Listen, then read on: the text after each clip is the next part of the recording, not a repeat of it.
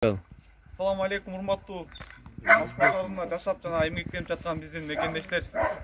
Өзүңүздөр көргөн малды бүгүн ыйык Рамазан айында адалда сойгону келдик.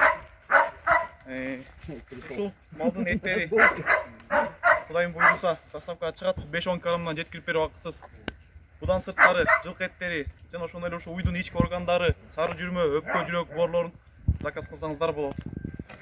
15-20 килограмм алгандарга бонус болуп ич май карындары берилет. Ассаламу алейкум рахматуллахи ва баракатух. Будан сырткары жылкы, кой жана ошондой эле тоо эттерине заказ кылсаңыздар болот. Бисмиллахиррахманиррахим. Меримдүү жана райымдуу Алланын исминен баштайм. Урматтуу мусулман бир туугандар, орозоңуздар кабыл болсун. Ушул орозого жеткирген Аллага чексиз мактоолор жана шүгүрлөр болсун. Жана бизде ушундай такыбачылыкка, адал жешке мугалим катары үйрөтүп жана көрсөтүп кеткен адамзаттын сырттаны пайгамбарлардын имамы, эң сүйүктүү пайгамбарыбыз Мухаммед Мустафа саллаллаху алейхи вассаламга салам жана салаваттар болсун. Аллахумма солли аля Мухаммед.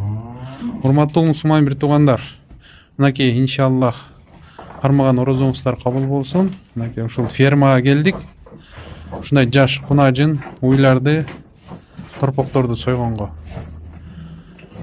Урматтуу бир туугандар, адал ырыскыга, адал этке заказ кылсаңыздар болот. Ушул малдарды тандап алып союп жеткирүүдө кызматтабыз. Ички органдары, сары жүрмөсү, карыны, тил, жүрөк, боор, бөйрөк, буга кошулуп комплект продуктылар бар. Тайдын эти бар, чучугу бар, койдун эти бар, тооктун эти бар.